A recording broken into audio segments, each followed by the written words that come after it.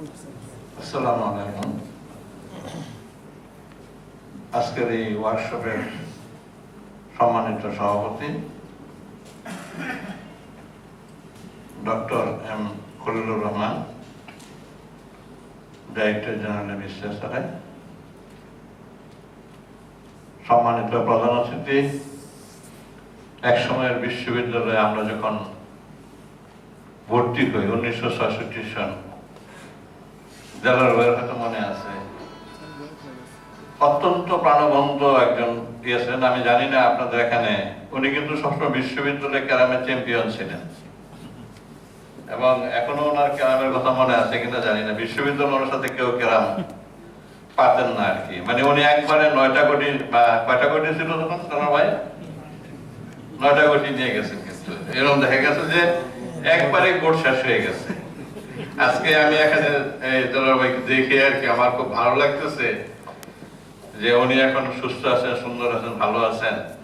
এবং আমার মনে হচ্ছে ওই যে একটু আগে ইয়ার সাথে আমার বন্ধু ডক্টর মনমোহন বসে তালাপ করতেছিলাম যে মনে আছে নাকি জলার ভাইয়ের সেই কথাগুলি। তা আমি এই মুহূর্তে জলার ভাইকে মানে ওনার সুখ এবং স্বাস্থ্য, সুন্দর স্বাস্থ্য কামনা করছি।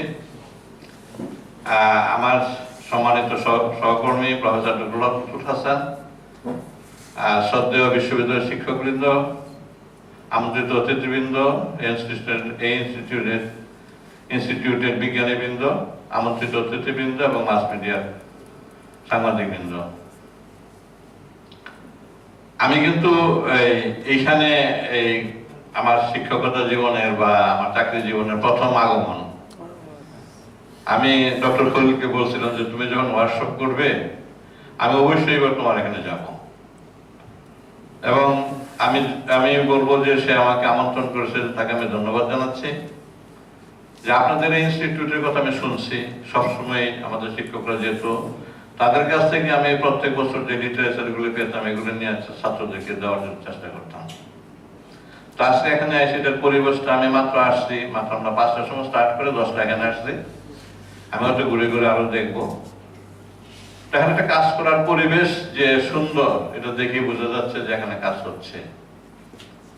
আর লুৎফুল হাসান সাহেব অত্যন্ত সুন্দর করে পরিষ্কার ভাষায়, প্রাঞ্জল ভাষায় জিনিসগুলো বলে গেছেন যে মিষ্টি কে পছন্দ না করে। কারণ যখন মানুষ পৃথিবীতে প্রথম জন্মগ্রহণ করে তাকে কি দেওয়া হয়? মধু। এটা কিন্তু মিষ্টি, এবং মধু দেখলাম যে এখন এখানে ইনক্লুড করা হচ্ছে। তো এখানে এখন আমরা যখন পড়তাম সেই কোয়েম্বাটার কি কি অন্য ধরনের জাত ছিল, এখন ওগুলো কিন্তু এখন নাই। এখন নতুন নতুন আপনারা ভ্যারাইটি ডেভেলপ করছেন প্রতিকূল পরিবেশের সাথে খাপ পেয়ে, যাতে নাকি এই আখ গবেষণা কেন্দ্রের উদ্ভাবিত প্রযুক্তি কৃষকের দোরগোড়ায় পৌঁছায়। এটাই থাকবে আপনাদের প্রচেষ্টা।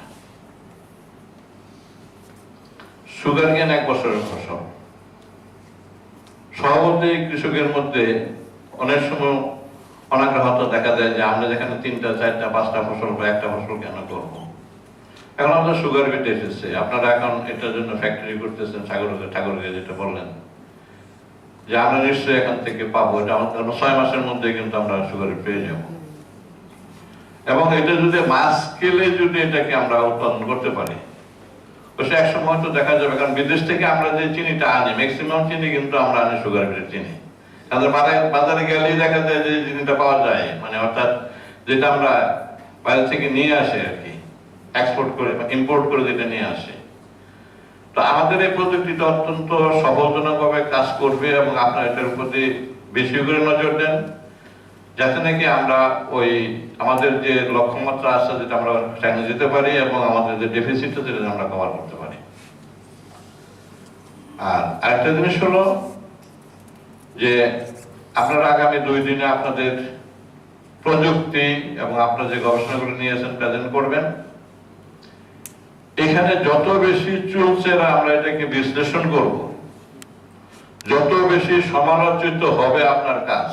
মনে রাখবেন কিন্তু বিজ্ঞানীবৃন্দ, আমার ইয়ং ফ্রেন্ডরা, যে আপনি কিন্তু তত বেশি বিজ্ঞানী হতে পারবেন, এতে আপনার মন খারাপের কোনো কিছু নেই। আমি দেখি যে অনেক সময় যখন নাকি এটা নিয়ে বেশি ধরনের কথাবার্তা বলা হয়, তখন অনেকে আমরা বিভিন্ন জায়গায় বিভিন্ন বিরূপ সমালোচনা করে যে উনি কি বুঝেন, উনি কতটুকু বুঝেন, কেন এটা নিয়ে এত কথাবার্তা করতেছে।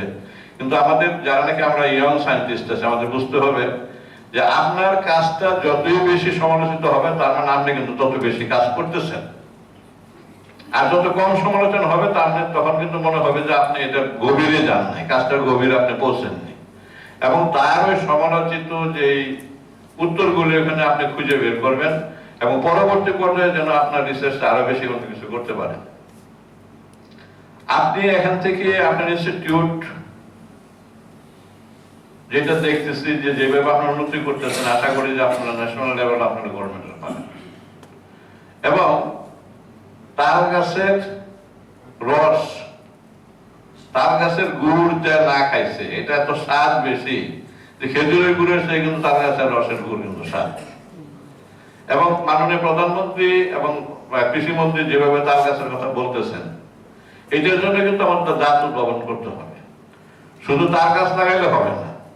এখন যে তাল গাছগুলি আছে তাদের বায়োটেকনোলজি দিয়ে ডক্টর আমজাদ আপনাদের ভালো নেতৃত্বে আছেন, ওর নেতৃত্বে যদি আপনারা এগুলো করতে পারেন, এক্সিস্টিং যে রস হচ্ছে, আপনারা জানেন রস হয়তো তাল গাছের বিকালে চিপে চিপে করতে হয় কিন্তু, এবং একটা টেকনোলজি আছে, সব কৃষক এটা পারে না।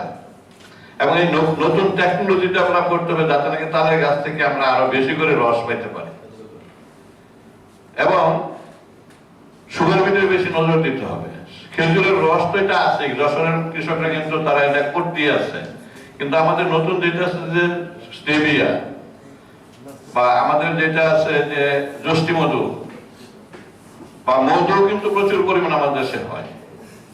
এটা সুগার কেনের বিকল্প হিসেবে যদি এটা আমরা নিয়ে আসতে পারি তাহলে আমার মনে হয় আপনাদের এই গবেষণা সাকসেসফুল হবে।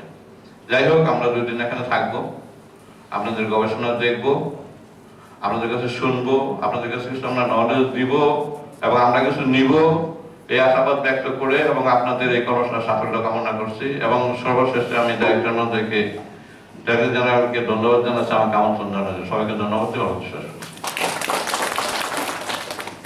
ধন্যবাদ।